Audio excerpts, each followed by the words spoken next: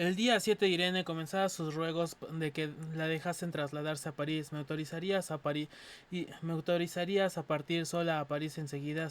Se está bien aquí, pero todo mi placer desaparece cuando pienso que no puedo hacer nada útil. Te lo suplico, permíteme irme. Y el 13 he visto a Le Temps un artículo en un señor de un señor expresando la idea de que si podría emplear a las mujeres en oficinas y en escuelas, si se adoptase esta idea, ¿acaso sería posible que yo me ocupase de esta manera? Habría que ver solo. Si lo juzgas necesario, pienso que sería posible arreglarlo para dejar a Eve aquí, teniendo en cuenta la presencia de Perrin y los hijos de Perrin. El 17, Marie señalaba, he recibido tu carta en la que insistes en volver sola antes que tu hermana y tu otras dos acompañantes. Comprendo muy bien tu deseo y acaso te autorice, pero te ruego que esperes un poco. No creo que sea posible hacer nada útil durante las primeras semanas. El 6 de septiembre Irene volvió a la carga. Me decido una vez más a escribirte para pedirte autorización para volver a París, y al hacer esto no creo que me falte patriotismo. Sé que hay que evitar cargar París con mujeres y niños, pero me parece que tengo el derecho de reunirme contigo. Tú estás sola ahí, pienso con una angustia terrible. Si caes enferma, tú que estás ya tan fatigada, en un momento semejante, ¿quién habría podido prever que estaríamos separadas? En un momento en el que tenemos más necesidad que nunca de apoyarnos sobre nuestro afecto mutuo para soportar todas las desgracias que puedan suceder y para esperar el triunfo final que yo creo seguro. Mientras Irene se angustiaba en Orquest, en París, Marie Curie no perdía el tiempo. Así, en los primeros momentos de la guerra, muchos creían que París sería tomada por los alemanes, y Marie no quería, en modo alguno, que el tesoro más preciado de su laboratorio, un gramo de radio, cayese en manos del enemigo. El propio gobierno decretó en agosto, esto es inmediatamente después del comienzo de la guerra, que el radio en poder de Marie Curie, profesora de la Facultad de Ciencias de París, constituye una posesión nacional de gran valor. Para evitar correr riesgos, el 3 de septiembre ella misma acompañaba de una representante del gobierno, transportó aquel tesoro que no pesaba un gramo sino 20 kilogramos debido a la pesada chapa de plomo que evita que las radiaciones salieran libremente. En tren a Burdeos, en donde lo depositó en la caja fuerte de un banco. Estaba valorado en torno a 1 millón de francos oro. Aquella misma noche regresó en un tren militar a París. Finalmente, las fuerzas francesas, ayudadas por la fuerza expedicionaria británica, fueron capaces de detener a los alemanes, con lo cual el peligro de que la capital fuese tomada desapareció, al menos por el momento. El radio de Curie, que terminó regresando a París, fue utilizado durante la guerra como fines médicos. María, encerrada en un tubo en tubos, las emanaciones que salían del radio, que eran conducidas inmediatamente al hospital de Grand Palais y otros centros sanitarios, donde eran utilizados para tratar cicatrices y enfermedades de la piel, lo que nos lleva a la que constituiría la actividad principal de Marie durante la guerra: servicios radiológicos. Casi desde el inicio de la guerra, Marie Curie se dio cuenta de la carencia de instalaciones radiológicas en los hospitales de campo, que es donde podían ser más útiles. Aunque utilizados frecuentemente en el mundo civil, los aparatos de rayos X eran casi desconocidos en el ámbito militar, pero para actuar... Pregúntale Hiroshima. Pero para actuar necesitaba un coche y fondos para equiparlo con material de análisis radiológico. Lo solicitó obteniéndolos a la Cruz Roja Francesa y a la Unión de Mujeres de Francia. Puso así en funcionamiento un coche radiológico, un automóvil dotado de un dínamo de 110 voltios y 15 amperios, un aparato de rayos X Drault, un equipo radiológico, cortinas y unas cuantas pantallas y varios pares de guantes destinados a proteger de los rayos las manos de los operadores. Este puesto móvil ya circulaba conducido por voluntarios, antiguos estudiantes de la École Normale y profesores de hospital en hospital a finales de agosto de 1914, siendo especialmente útil durante el intenso flujo de heridos que siguió a la batalla de Marne. Afortunadamente, Marie no era la única que deseaba reformar los servicios médicos militares galos. En octubre de 1914 se fundó una organización privada, Patron des Blesses y Curie, que fue nombrada director técnico de radiología de patronato. Comenzó a recibir más fondos para su proyecto, con la ayuda del patronato de heridos y de la Unión de Mujeres, y el coche donado por un arquitecto llamado Ed Walt puso en servicio puso en servicio un segundo Boutier Radiologue. El 1 de noviembre de 1914, Marie Curie junto a Irene, que comenzó entonces a ayudarla, un mecánico y un chofer, ya con el permiso oficial del ejército, llegaban con su coche radiológico número 2 al hospital militar de Cresil y a unos 30 kilómetros del frente de Compiègne. Al final de la guerra, María había aplicado su servicio radiológico, llegando a poner en servicio 20 coches, conocidos en la zona de guerra como pequeños Curie. Se quedó con uno para su uso personal, un Renault con la carrocería de un camión de reparto, pintado de gris reglamentario y con una cruz roja y una bandera francesa, que en ocasiones ella misma conducía. Asimismo, supervisó la instalación de alrededor de 200 salas radiológicas en hospitales. Da idea de la intensa actividad que desplegó el texto de una carta que escribió el 1 de enero de 1915 a Paul Langevin. Curie M. 1960. El día de mi partida no se ha fijado aún, pero no puedo tardar. He recibido una carta informándome de que el coche radiológico que funciona en la región de Saint-Paul ha sufrido una avería. Esto equivale a que todo el norte está desprovisto de servicio radiológico. Hago las gestiones necesarias para acelerar mi partida. Estoy dispuesta a poner todas mis fuerzas al servicio de mi partida de adopción, no pudiendo servir a la actualidad a mi desgraciada patria de origen, bañada en sangre tras más de un siglo de sufrimientos. Polonia había sido invadida una vez más. Otro ejemplo de su Polonia. Otro ejemplo de su vida entonces es la carta que envió a su hija Irene el 24 de enero de 1915. Querida Irene, tras diversas peripecias hemos llegado a Poppering, pero no podemos trabajar hasta haber hecho modificaciones en el hospital. Quieren construir un albergue para el coche y unos tabiques para instalar los aparatos de radiología en una sala grande de enfermos. Todo esto va a retrasar mi trabajo, pero es muy difícil hacerlo de otra manera. En Dunkerque, los aviones alemanes Dunkerque, los aviones alemanes han dejado caer bombas que han matado a algunas personas, pero la población no se ha asustado mucho. En Poppering también ocurre esta clase de accidentes, pero menos a menudo. En cambio se oye constantemente el ruido del cañón. No lleve, he helado un poco. He sido recibido en el hospital con extrema cordialidad. Tengo una buena habitación y me encienden fuego en la estufa. Estoy mejor que en Furnes, como en el hospital. Te beso tiernamente, mamá.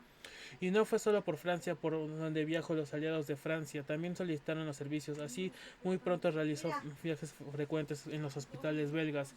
En 1918, a petición del gobierno italiano, llevó a cabo una misión por el norte de Italia, estudiando las fuentes reactivas. Más tarde, en la primavera de 1919, organizó en su laboratorio unos cursos especiales para 20 soldados estadounidenses, a los que inició en el estudio de la reactividad. Irene, por su parte, pronto voló sola el 11 de septiembre de 1915, informada a su madre desde Bélgica. Ayer hemos tenido 7 heridos para radiografiar. Nuestras placas son bellas y creo que todo irá bien. Ayer hicimos una localización y 2 días más tarde he realizado la radiografía de una mano herida por 4 trozos de obús bastante grueso que he localizado y se extraerán hoy. Ayer vinieron de Gabo para pedirme que haga allí el servicio durante algunos días porque han estropeado su bobina. Otro ejemplo está en el año siguiente, octubre. Desde Mainz todo instaló el servicio de rayos X del hospital militar. Muestra lo intenso de la actividad de Irene. Mi viaje de ayer transcurrió bien. He desayunado con las enfermeras, ya que he tenido que tomar una habitación en una casa en la que comienza a vivir las enfermeras. En este momento los aparatos del coche funcionan y la tabla Ropiquet está allí. Ayer por la tarde fui a buscar los aparatos a la estación. Han pretendido hacerme esperar 3 o 4 días porque todavía no van a descargar más que los vagones que partieron el 26 de septiembre. Pero he ido a buscar al jefe de servicios de mensajería, que me ha acompañado a buscar los vagones en los que estaba el material. El médico jefe ha sido muy amable, aunque un poco seco. Me he encargado que instruya al sargento y a un alumno del PCN. Uno de los problemas con los que se encontraba Marie Curie en la falta de técnicos de radiología. Utilizaba las facilidades del Instituto de Radio y del Hospital Edith Cavell. Puso en marcha cursos para remediar tal carencia. Al principio asistieron 20 enfermeras que recibieron lecciones teóricas sobre electricidad y rayos X junto a otras prácticas. Marie, Irene y Mattel Klein, un joven científico, formaban parte del reducido profesorado. Entre 1916 y 1918 fueron 150 las técnicas formadas, de las manipulatrices, como se llamaban. Tras la guerra, en 1921, Marie publicó un libro, La Radiohead at la guerre, con el que dejó testimonio de la contribución de la ciencia radiológica durante aquellos dramáticos años. Se trata de una obra bastante técnica en la que expuso los problemas de la radiología durante la guerra, como el montaje de puestos móviles capaces de ser transportados de los hospitales al frente, la formación del personal especializado, la manera de practicar los exámenes de fracturas o localización de proyectiles en el escribio. En él escribió: la historia de la radiología durante la guerra ofrece un ejemplo curioso de la amplitud insospechada que puede tener en ciertas condiciones la aplicación de los descubrimientos puramente científicos. Los rayos X no tuvieron más que una utilización limitada hasta que llegó la guerra. La gran catástrofe que se ha desencadenado sobre la humanidad, acumulado víctimas en cifras espantosas, hizo que surgiese por reacción el deseo ardiente de salvar todo lo que podía ser salvado, de explotar todos los medios para ahorrar y proteger vidas humanas. Inmediatamente muchos se esforzaron para que los rayos X rindiesen los máximos servicios. Lo que hubiera podido parecer difícil se convirtió en algo fácil y recibió atención inmediata. El material del personal se multiplicaron como por encanto. Todos los que no comprendían cedían o aceptaban, todo lo que no sabían aprendían, y todos los que eran indiferentes se apasionaban por la tarea. Así el descubrimiento científico había terminado la conquista de su campo de acción natural. Una revolución análoga se ha producido en la radioterapia o aplicación médica de la radiación emitidas por los radioelementos. ¿Qué conclusión podemos extraer de esa inesperada aparición de las nuevas radiaciones que la ciencia nos ha revelado a fines del siglo X1X? Me parece que deben hacer más vivas nuestra confianza en la investigación desinteresada y aumentar nuestro culto y nuestra admiración por ella. En la radiología la Guerre Marie no citó el nombre de Irene, que estuvo a su lado casi todos aquellos años. Sí hizo mención de ella en un informe relativo a las actividades del Instituto de Radio durante la guerra, informe que no llegó a ser publicado. En él Marie elogió la devoción y buena voluntad de esta muchacha que apenas tenía 17 años y que poseía un deseo tan vivo de cumplir con su deber como ciudadana. Irene hizo todo lo que pudo para ayudarme en las situaciones más diversas y estuvo dotada de cualidades de razón, energía y equilibrio raras en alguien de su edad. Citado en Queen 1995. En su autobiografía también se refirió a Irene y a Eve Curie M. Todo el periódico de la guerra fue para mí, como para muchos otros, una época de gran fatiga. Casi no tomé vacaciones, excepto por unos pocos días aquí y allá, cuando iba a ver a mis hijas en sus vacaciones. Mi hija mayor apenas tomó ninguna y me veía obligada a enviar la fuera a veces para que conserve la salud. Estaba prosiguiendo sus estudios en la Sorbona y además ayudándome con mi trabajo de guerra, mientras que mi hija pequeña todavía estaba en la escuela preparatoria. Como semejante bagaje, no es sorprendente que no pasara mucho tiempo, sí, para que Irene comenzara a investigar en el Instituto de Radio, pero Irene Curie me volvería a ocupar en el capítulo 5.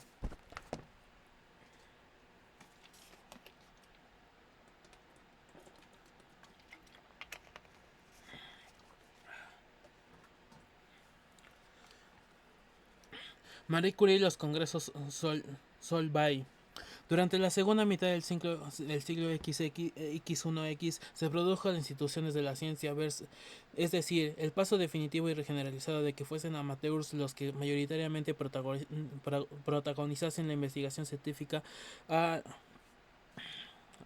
que fuesen profesionales, esto es, personas que se ganaban la vida con tal actividad que tuviese lugar. Ese fenómeno fue consecuencia de la diversificación y complejización de la práctica científica, así como el que tal práctica se obtuviese resultados. Al principio fundamentalmente es la química orgánica y en la física del electromagnetismo que fueron rápida y eficazmente aplicados a la industria. Se pudo hablar a partir de entonces y con toda propiedad el poder de la ciencia. El progreso de la ciencia al hacerse más complicado el aumento, el número de especialistas y científicos profesionales se sintió con mayor intensidad la necesidad de intercambiar conocimientos, así como de utilizar un lenguaje común, lo más económico conceptualmente hablando posible, y ello inicialmente al margen de su posible valor comercial. Tal fue el sentimiento de el sentimiento que animó a Friedrich August Kekulé cuando convocó en 1860 un congreso de química Karlsruhe con el propósito de lograr acuerdos que aumentaran la coherencia de la notación química. Sobre este congreso, Bernier et 1984 fue surgiendo en definitiva una cultura científica transformacional que facilitó el intercambio de instrumentos técnicos, ideas y programas, y en el marco de esa cultura nacieron asociaciones e instituciones internacionales entre las que se puede citar las siguientes: la Asociación Geodésica Internacional, el Comité Permanente de Repertorio Bibliográfico de Ciencias Matemáticas, la Comisión Internacional para el Estudio de las Nubes, el Comité Internacional de Pesos Atómicos, la Comisión Internacional de Fotometría, la Asociación Internacional de Sismología, la Unión Internacional para la Cooperación de la Investigación Solares, el Instituto Polar Internacional, el Comité Internacional para la Publicación Anual de Tablas de Constantes y la ya mencionada Comisión Internacional de Radio, así como la Asociación Internacional de Academias, una organización que agrupaba a las academias más importantes y cuyo propósito era fomentar la cooperación internacional y facilitar los contactos entre sabios de diferentes naciones. Sobre la Asociación Internacional de Academias, ver Schroeder Guder Hus, 1978. Por supuesto, también estaba la Fundación Nobel, creada en 1901, con la que ya nos encontramos en el capítulo 2. Un ejemplo especialmente interesante, más aún en el contexto del presente libro. La institución creada por favorecer el intercambio científico internacional fue el de los institutos y congresos internacionales de física y química Solvay.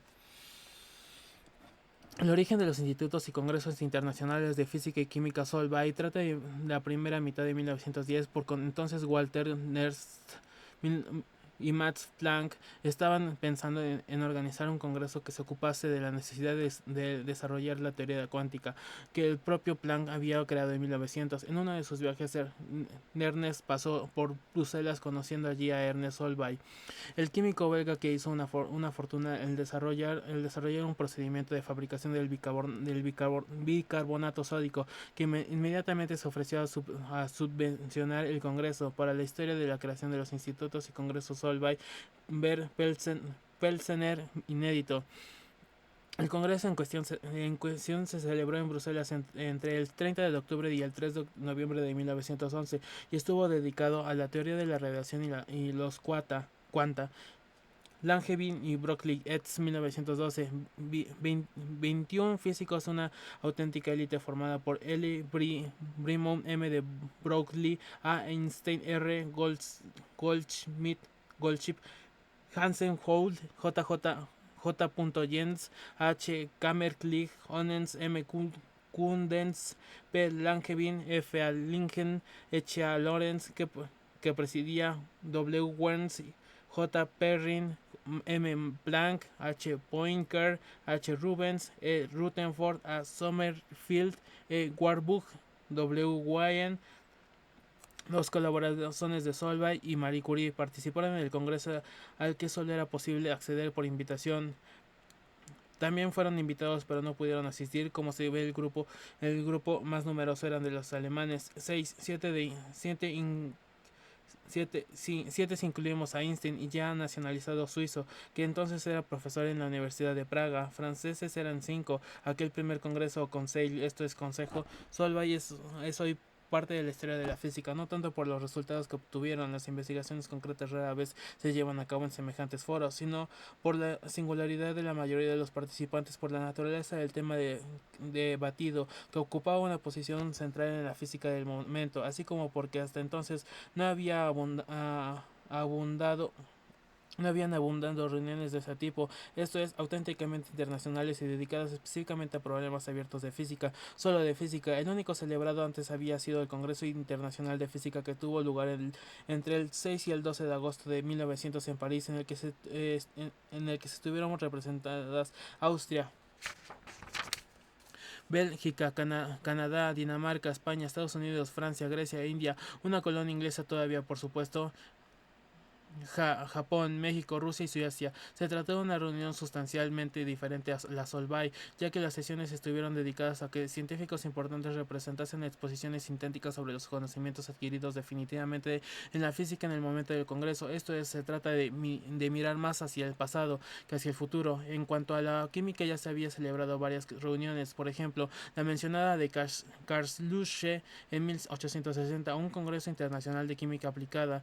También estaban los congresos internacionales de matemáticas, el premio de los cuales tuvo lugar en Zúrich en 1897. En el primer congreso Solvay, la participación de Marie Curie se limitó a algunas intervenciones en las discusiones que se guían a las presentaciones. La primera de estas intervenciones fue tras la lectura de una carta de Lord Rayleigh que esta envió al no poder asistir personalmente. Lord Rayleigh, que decidió su carta básicamente el problema del principio de equipartición, la distribución uniforme de energía a lo largo de los diferentes grados de libertad de un sistema. En la física cuántica hacía referencia a un cuerpo elástico casi rígido. Marie Curie aprovechaba el punto para señalar: puede existir de una manera absoluta una ligadura rígida. No parece posible, desde el punto de vista de la teoría cinética ordinaria, admitir que por una parte las moléculas sean absolutamente rígidas en los gases diatómicos, que por otra parte esta rigidez desaparezca progresivamente cuando pasan a estados más condensados. Su siguiente intervención fue durante la larga e intensa discusión que se produjo tras la conferencia de Max Planck, que había elegido como tema la ley de radiación negra y la hipótesis de las cantidades elementales de acción. Aunque no he tenido ocasión de referirme a las aportaciones de Planck, el conocimiento de la física del microcosmos, estas fueron básicas, en particular la ley de radiación de un cuerpo negro que propuso en 1900 y la derivación que de esta ley hizo poco después y que le obligó a introducir los célebres cuentos de acción en la ley E igual a h.b, donde E representa la energía, h una constante universal denominada posteriormente constante de Planck, y U la frecuencia de la radiación. Inicialmente la intervención de Marie fue una pregunta. Langevin y Blomqvist 1912. Supongo que M. Planck que la emisión de un elemento de la energía se hace de manera instantánea. En este caso parece imposible que se conserven las ecuaciones de Maxwell. Incluso para el vacío era una cuestión de naturaleza teórica bastante interesante que distaba de haber sido contestada por Planck en su memoria de 1900. Sin dar oportunidad a Planck para que contestase, Hendrik Anton oportunidad a Planck para que contestase, Hendrik Anton Lorentz, el presidente del Congreso y uno de los líderes reconocidos de la física mundial, comentó que la emisión podría tener lugar a lo largo de un gran número de vibraciones. Un comentario que animó a Curie a continuar diciendo: se puede entonces intentar imaginar mecanismos que permitan interrumpir esta emisión. Es probable entonces que estos mecanismos no sean en nuestra escala y serían comparables a los denominados de Maxwell. Permitirían obtener derivaciones a partir de las leyes de radiación previstas para la estadística. Al igual que los demonios de Maxwell, permiten obtener desviaciones a partir de las consecuencias del principio de Carnot. La constante de Planck, por cierto, revela la confusión e ignorancia que rodeaba en aquel momento el mundo atómico. Cuando la emisión de un oscilador se produce por cuantos las ecuaciones de Maxwell conservan su validez para el espacio de alrededor de una distancia suficiente del oscilador, pero deben ser modificadas para el interior del oscilador y para un entorno inmediato. La hipótesis de los cuantos no dice nada sobre la localización del cuanto de energía en el espacio. Puede extenderse sobre un gran número de longitudes de onda. Solo debe estar bien definido el instante en el que el cuanto de energía comienza a ser radiado por el oscilador. Después de intervenir muy brevemente en la discusión de la conferencia de Martin Kunstel, Marie volvió a hacerle en el correspondiente el informe presentado por Perrin. Tiene cierto interés lo que dijo. La concordancia entre los resultados de Victor H.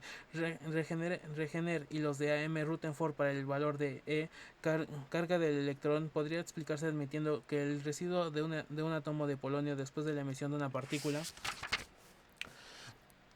átomos de plomo es emitido sin carga. Quiere decir esto que en 1912 Marie Curie todavía no estaba segura de que los rayos A fuesen núcleos de helio, como Rutherford venía proclamando. Lo vimos en el capítulo 3 desde 1904 y con mayor seguridad desde 1908. También participó Marie Curie en la discusión del informe de Nernst, pero su cuestión fue breve e intrascendente. Más interesante y extensa fue su intervención a propósito de la conferencia de Arnold Sommerfeld, la última en la que hizo algún comentario. En lo que se refiere a la emisión de los rayos B, comenzaba Curie, hay demasiadas razones para llevan a admitir que la velocidad existe ya para el electrón antes de salir del edificio atómico. María estaba expresando aquí un sentimiento general a propósito de la radiación B que emitían ciertos elementos. La idea de que semejante radiación ponía en evidencia que en el núcleo atómico existían electrones y protones y que estos se encontraban en el movimiento. Veremos en el capítulo 5 cuando me ocupe del descubrimiento del neutrón, que finalmente se demostró lo erróneo de semejante creencia, pero para ese descubrimiento faltaban todavía 20 años. Sommerfeld contestó que había efectuado cálculos suponiendo que se ponía una velocidad inicial intraatómica igual a su mitad de la velocidad de la luz y he encontrado que esto no produce más que una diferencia significante desde el punto de vista de la emisión de los rayos y con el caso en el que la velocidad inicial del electrón es muy débil, con la condición de que la velocidad final se aproxima a la velocidad de la luz, y la respuesta, sin embargo, no satisfizo a Curie. La respuesta de M. Sommerfeld no corresponde exactamente a lo que yo quería decir. Mi intención era señalar una manera de entender la situación que le he propuesto en radiactividad y según la cual los electrones emitidos bajo forma de rayos B se encuentran en rotación en el interior del átomo y son emitidos en cambio de velocidad. Es como esta concepción con la que se relaciona el modelo del átomo reactivo propuesto por Sir J. J. Thomson. Se imaginan diversas combinaciones de electrones circulando por el interior de una esfera positiva, siendo el sistema estable cuando la velocidad de los electrones es superior a cierto límite. Si baja de ese límite, se hace necesario un reagrupamiento en el curso del cual pueden ser emitidos electrones. Esta hipótesis corresponde a un envejecimiento de los átomos que en rigor no es incompatible con la ley exponencial de la destrucción.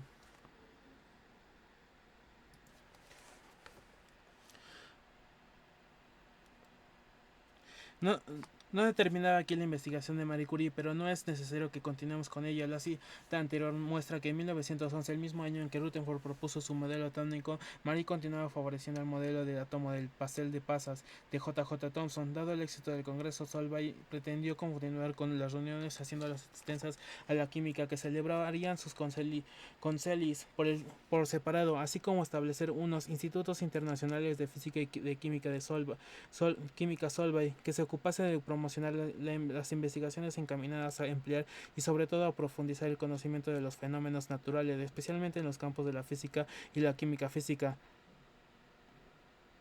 El primer instituto en crearse fue el de física, fundado en la primavera de 1912.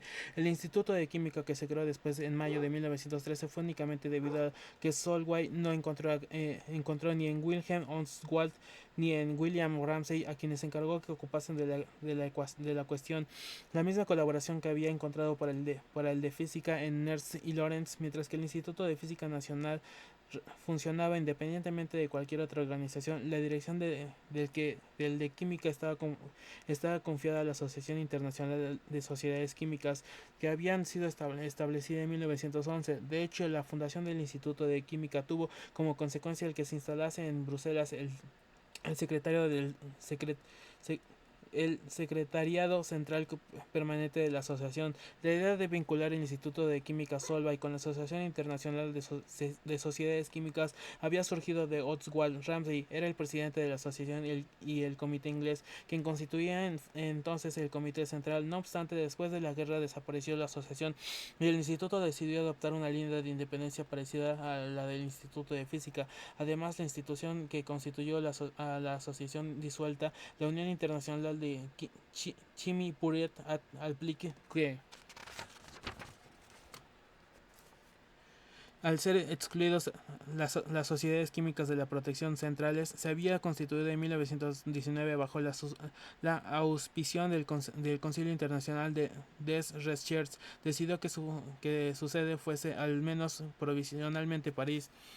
En cuanto a los conseils de Chimie, el primero no se celebró hasta abril de 1922. No estuvo dedicado, al igual que ocurrió con el tercero, a ningún tema específico, pero de hecho predominaron las discusiones químico-físicas. El segundo concil tuvo lugar en 1925, abordando el tema de estructura y actividad, y el tercero en 1928, formados en su conjunto, constituyen una muestra magnífica del cambio del rumbo sufrido por la química, mientras que la del siglo X1X había estado preocupada sobre todo en el análisis de los compuestos químicos, en determinar su composición y estructura funcional. Al comienzo del nuevo siglo, las cuestiones de dinámica molecular, esto es la química física, pasaron a figurar en el centro de la disciplina. Sobre los tres primeros conseils Solvay